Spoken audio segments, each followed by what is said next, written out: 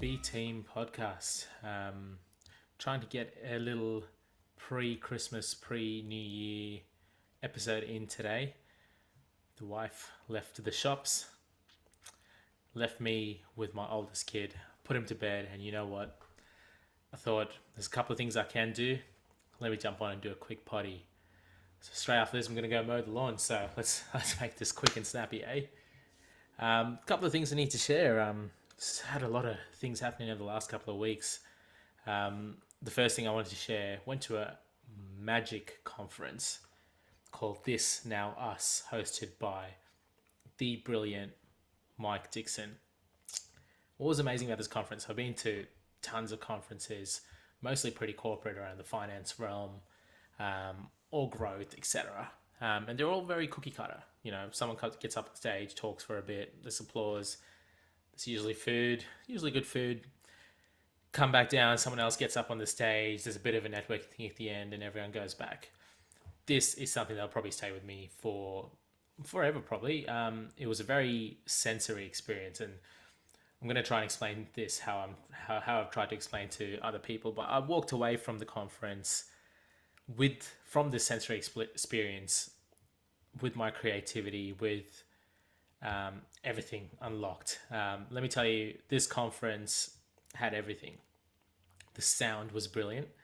Mike and his band, brilliant, and a couple of co-stars in there as well. Visuals, stage setups, not even a stage, it's like in the middle of a, how do you explain it, like a massive warehouse or a function slash warehouse setting. Stage was brilliant, brilliantly set up, lighting awesome. As soon as you walked in, you could just feel everything was different. Smell, they had these smells and aromas going as well. So let me take you back straight from the start. How this event kicked off, Mike put up a post on LinkedIn saying he wants to bring back in-person interactions, creating this conference. Didn't say much about it, didn't say what the conference is going to be about, didn't say how much it's going to cost, but asked people to opt in if they were keen. And as you have it, you know, a lot of people signed up, and over the day we had about 150 people there over this magical experience. And as I walked in for the first time with suitcase in hand, let me just tell you, I was blown away. Visually, great setup, a bit of a stage in the middle of this massive warehouse like function room. The sound was amazing throughout the day, musically great, some brilliant talented people performing for the day. And you know, I'm like, I love music in general, but just the ability to hear everything so clearly, powerfully, almost, you know, seep into you, I thought that was magical. And then the smell, they had these aromas going. I got to find out the name of this person that was running this, but she had different aromas and smells changing up throughout the day. So you're always on this, you know, sensory adventure throughout the day as you're listening to these people, listening to these talented artists, and just talking and networking with other people as well. So it was amazing, and obviously taste some brilliant food in there as well. Very simply, I walked away from this experience feeling like a kid again. Felt empowered as well to see these other humans be their true selves. And it's crazy that over the course of the day, you could see at the start of the day, people were a bit more uneasy with, you know, talking to different people, myself included. Biggest introvert at the best of times, but you could just see people starting to open up and let themselves go as the day progressed. And I think that's a true testament to the type of event that this thing was. A couple of highlights, you know, they had heaps of things, heaps of stations packed during the day, and they had things like you could paint a car that Mike was going to drive around for the next couple of weeks. We had to bring a gift to hand over to someone that we met during the day. We didn't know who it was. Just bring any gift that felt personal.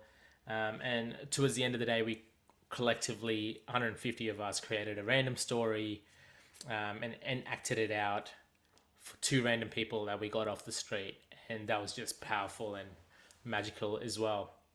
I think the highlight for me was meeting people from different walks of life. Quite often we get siloed into the conferences that we go to with the people that we know and people that are familiar in our industries. meeting people from different walks of life, careers, ages, backgrounds. It's something that we don't expose ourselves to as much. So I really enjoyed that and really found a lot of value with doing that. I was chatting to one of the guys there towards the end as well, actually, and I was saying, I don't really do stuff like this or go to things like this. And the closest I'm exposed to creatively or musically, as an example, is going to church on a Sunday. And we're both like, you know what? This is actually like a big sensory church thing. Like, there's just so much happening. Everyone's here, everyone's getting involved. It's just very cool to be a part of something like this. It felt like listening to a bit of Kanye on the way back, and I was like, this is what it must be like in some of those Sunday service gigs that Kanye runs. It's just like super sensory, and everyone really, walks away feeling powerful. I think the best testament of the event was, I'm an introvert, like I mentioned, but that night, straight after it, I had to go to a data networking event, or an event called Beer Ops, with a couple of my colleagues. And usually after an event like this, I'm drained. I'm socially drained, emotionally drained. I need my me time for me to recharge. But I was G'd. I was full of energy, and I almost never am like that. But back to back events, I was G'd. I was just buzzing from an event like that. It just gave me the charge that I needed, going into the break as well, but also leading into 2023. So, Mike, you're a genius. Thanks for a great event.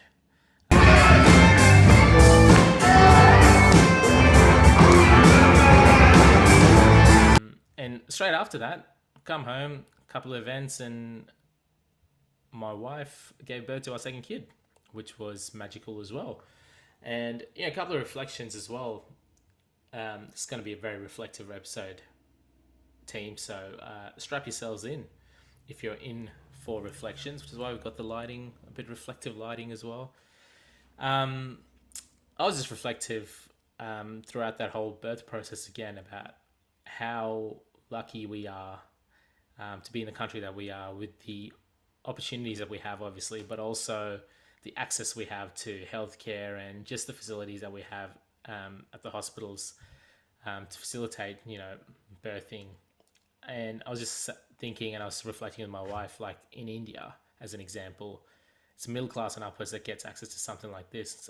Not everyone does. And so a lot of families, a lot of women go through this birthing process, often without the care, support, equipment required. And so we're lucky in Australia that everyone gets access to this, which is awesome. The second thing, super reflective about how awesome creation is.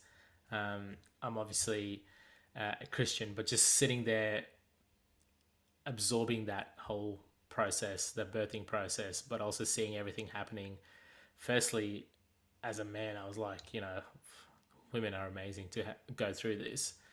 But the whole concept of creation and a baby being born was just, mind blowing for me. So just something that I continually get astounded by, and sometimes I forget about how awesome that is when you have, but when you have a little baby in your hand, brings it all back to reality. And I feel like the last reflection was with the second baby, we're a bit more carefree with everything that we did. So, one of the things that we didn't do with our first baby was don't eat sushi. That was the rule. Don't eat raw fish. Don't risk it. But I feel like we had a lot of sushi this time around.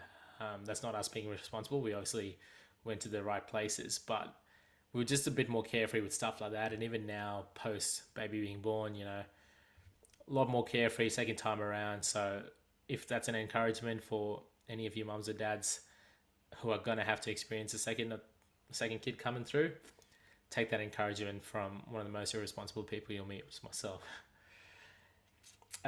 But outside of all of that personal stuff, me going to conferences, baby being born, let's talk about stuff that's happening in the world. So big news over the last couple of weeks is this whole thing through AI. AI has not been new. It's been around and it's now being used as a word when it's actually existed and has sat between platforms or products, for the last 5 years. But something that's caught everyone's attention very recently is this whole use case around ChatGPT, which is a creation of OpenAI. And I actually got flagged about this by a colleague at work, so a friend at work, sent me a Teams message saying, "Hey, you're usually into stuff like this. Have you heard of ChatGPT?" I was like, "No." And he's like, "Check it out. The stuff that I've been able to do with it for Power BI in terms of writing code or solving problems has been amazing." So I checked this thing out, and it's actually terrific in terms of the information it gives you, accurate, cuts through the noise of, sometimes you're searching through Google and you're trying to find an answer, cuts through all that noise, gives you the straight answer, but gives it to you in human dialogue, which was astounding, actually. And I've just been seeing about other coding examples on the web about how people have utilized ChatGPT to solve coding problems or write large parts of code or even create whole pieces of product or website just through asking ChatGPT questions. And that's probably the future of where this is going to go.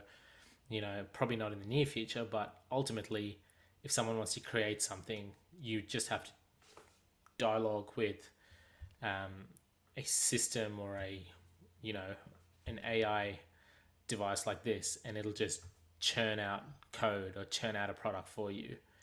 But a couple of things reading through, there's obviously a bit of fear mongering as well about what something like this could do for careers and the future of work. I always think any tech advancement is great because it just helps us as humans adapt and change much quicker as well. And we get to focus on things that are more valuable for us. Things that I reckon will get disrupted, things like PAs or EAs, they reckon will, you might not need that going forward if AI can do that all for you and can interact with you in human dialogue. Personalized and customized shopping is already existing.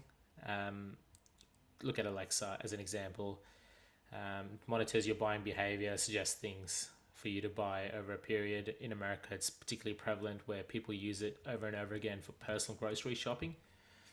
They reckon driving and logistics will be disrupted. There's already talks about, Tesla's truck now, a smart truck, AI-powered truck that'll drive by itself. And there's obviously different industries that'll be disrupted as well. Through ChatGPT, a couple of use cases I've seen so far. So in terms of potential, there's obviously tons of potential. I don't want to go into a discussion about what that could be because this is all fairly new to me as well. But already people are using ChatGPT to write cover letters for them. I've seen a particular example where someone's just chucked in information and said, make me a cover letter from this. And it's churned out a great cover letter for someone to attach. And so people replicate that over and over and over again to submit to job ads. Education, I reckon the future of education will be disrupted because kids can now just dialogue with this and ask you questions to learn things or even find the answers to assignments. Obviously coding, we mentioned that before. Through coding as well, I saw someone chuck in a bunch of unstructured data and ask ChatGPT to structure that data for them, and it did that. That was a really cool example, something that'll take a bit of time nowadays if someone has to do that without a lot of massaging. I think the biggest misconception is people think that ChatGPT, people like me actually, I thought it was just a big search engine that gave you the answers and it scoured the web, but actually reading deeper into it, this particular program is actually trained to answer things. So it doesn't scour the web, it's trained with data. And so that's obviously pretty cool and obviously takes a lot of work to get there, but it's interesting to understand what data is being used to train a program like this. And there's obviously talk about bias and things of that'll affect it, which we will come to in a second around AI art. But there's obviously all these ethical dilemmas to address, which people are already talking about, how it can be dangerous and how it could destroy humanity. And again, I think there's a lot of negativity in this world. It's great to focus on the positives, and I just think this is a great advancement to utilize and something really cool for us to play with at the moment, and be excited to see where this develops to. But on the chat of AI art, so I jumped on one of these apps called Lensa to generate some AI art based on, I think, about 12 still images of myself. And it's pretty cool. And we'll go through some of those examples in a second. Maybe we'll do a best to worst. But one of the criticisms of AI art is this actually scours the web. And there's a lot of bias in web at the moment. So a particular example was if you were a female and you posted your 12 images up, the AI generated art for you were based on a lot of sexist content out there or revealing content out there. And so the difference between the AI generated art for a male versus a female was very different based on the number of, or the volume of things out there on the web that are representing either males and females. So that's obviously something to be conscious about. But again, it's all very new. Tech is learning, humans are learning, and it's all going to adapt. But let's go through as a bit of a gimmick the best and worst of my AI art. So what I did was uploaded 12 images. It then gives you a couple of canvases and a couple of 100 examples of different types of art pieces generated. And I thought it'd be pretty cool for us to go through this together because some of these were amazing. I loved it. I actually hoped I could put these as one of my profile pictures or something on Facebook or LinkedIn because it was that amazing. All right, let's review this. Lensa.ai was the app that I used. Let's go through. So submitted 12 photos. It sends out and generates a couple of avatars based on different themes. So let's go through it. Superhero first. As we scroll through, looks like a superhero for Bollywood movies. Tell you what, wouldn't look out of place out of a Tamil movie that I watch. Stylish next. Stylish, oh, love that. Look at this here. Love it. These are actually pretty good. There's that's like a mix of me and Ravi Jadeja. I don't know who that is and how they've made it, but there you go, just a random Indian bloke off the internet. Some of these are pretty good. I like it. I like that little one there. Mystical.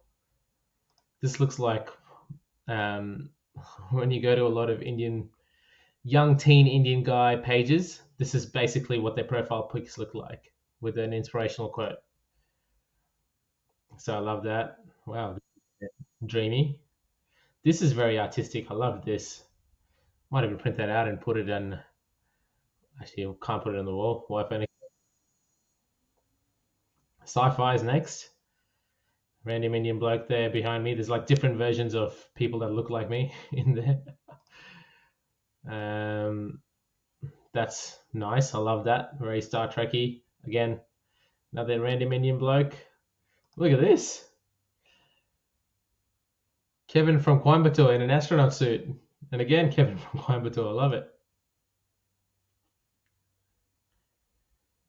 These are all pretty generic. Love the random poses of me. Anime. Oh, some of the mates will love this. This is pretty cool. What's terrible in the anime one? It's just like I took a bad selfie here. I don't know if it's one of the photos that I've submitted or... Oh. Badass adventure. Again, me and the random Indian dude in the background.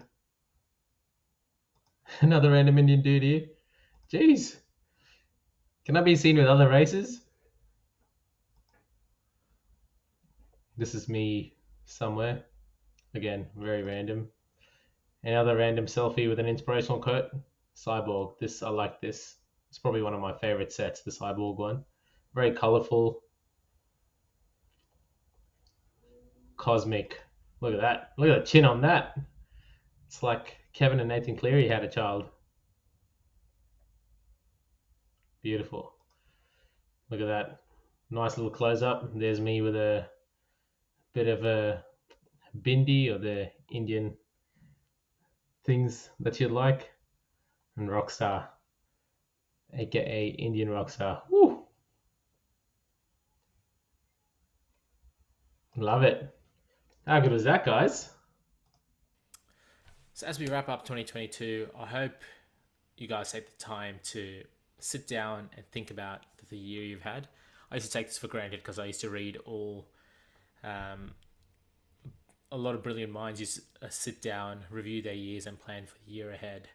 And we often just go into creating New Year's resolutions, but I think it's pretty powerful. For the last 2 years, I've been sitting down and doing a review of kind of my life in tiers. Think of it like a Spotify and rap, but for your life.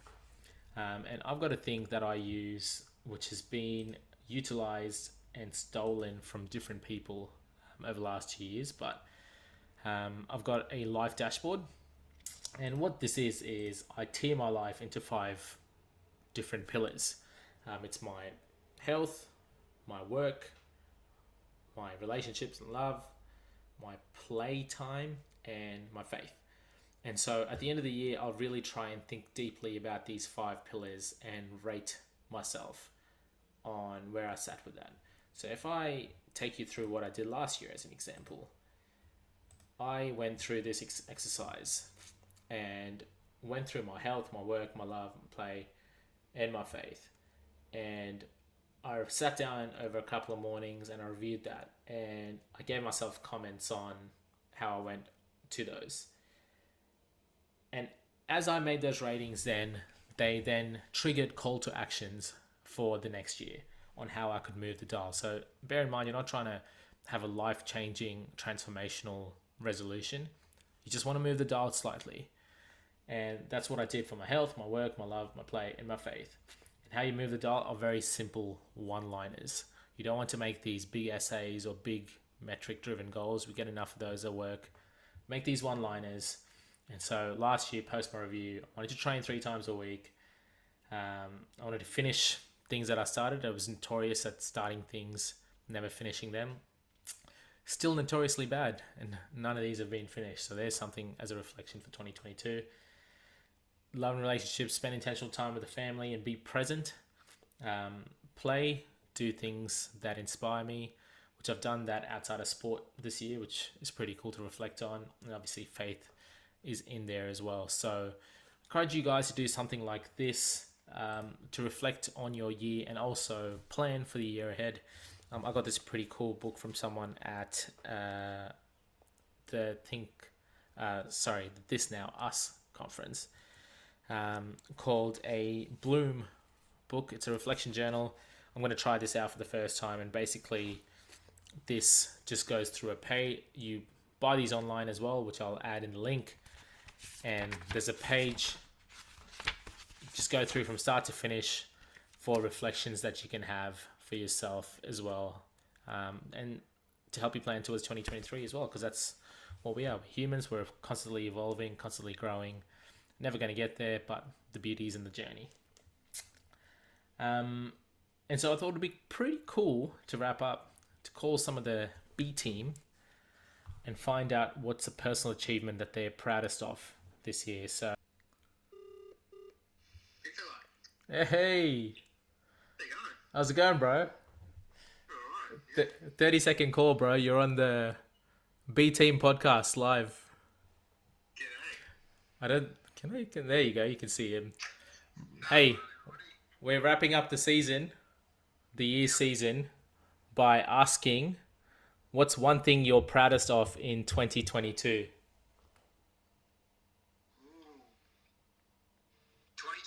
buying my first house and moving in, all within the last 4 weeks.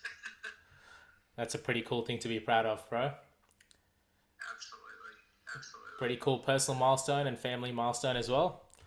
We'll wrap that up. We'll wrap that up in the potty, bro, and everyone can celebrate with you. Oh, champion. Thank you so much. Cool, bro. I'm going to give all the banjos a call and roll through it. Yeah. Cool. Catch you, man.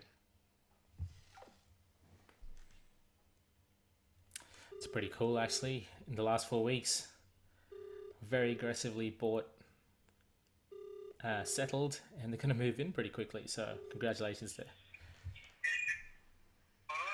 Hey. Hey. What's going on? 30 second, you're on the B Team podcast, bro, very quickly. Well, we're let's do it. we're doing a 30 What's up, sec world? we're doing a 30-second call to all the banjos. I mean the B team. Yeah. And we're asking them what's the proudest personal achievement you've had in 2022. Yeah. Okay. So, what's the proudest personal achievement? Tell it to the camera. To everyone that's watching, I'd probably say my proudest achievement of 2022 is finishing my master's in engineering. Nice. And shout out to everyone who's been there to support me throughout the journey. I appreciate it. Nice. And how long did that take you, bro? It took about a year and a half. That is quite astounding to study after the age of 30. Astounding, bro. We'll celebrate with you on the podcast. Definitely. All right, bro. I think a celebration's always in order. You know what they say. If you're going to cry in the sad times, you're going to celebrate the good times. That's right. All right, bro. I'll give everyone else a call. Thanks for sharing. All right. Sounds good. Catch ya. Hi, Sophie. Hey, you're on the podcast. I'm calling all the B team guys, and we're asking them for 30 seconds. What's the biggest, proudest personal achievement you've had in 2022? Tell the people. My most proudest moment is proposing to my now fiance. So now we're getting married next year. So that's the proudest moment, what I've achieved this year. Amazing, bro. Amazing. Looking forward to your wedding, bro. Thanks, man. And I'll see you soon at the Nets. Shaza, Hey, bro. What's happening? hey, you're on the podcast, bro. You're live. You're live on the podcast, and we're asking everyone for 30 seconds. What's the biggest, most proudest personal achievement you've had for 2022? I'm a second boy. I think that's been, I guess, the proudest and the biggest achievement is managing two boys at home this year. Yep, It's a big steep learning curve. the art of juggling, hey? Yeah, it's the art of juggling. It's been great. It's been a roller coaster. It has been great. Like, yeah, it's a roller coaster. It has its ups and downs, but it's really fun. Yeah, I guess that's our biggest achievement, and quite proud, I could say. nice, bro. That's awesome, bro. We'll put that on the potty. Cheers, bro. I'm calling everyone and asking them. Bro. Actually, it's not. We can't wrap this up without calling my brother-in-law. So he's a hard worker though, so he might not pick up. Hey, oh my goodness! Say hi to the people on the podcast, dope. Mate. Hey, I'm calling all the B team guys for 30 seconds. We're asking everyone what's the biggest, most proudest personal achievement you've had in 2022. Mate, I'm busy at work, bro. Yeah, tell us like just one achievement. Mate, my achievement is outlasting you in a night out. Every time.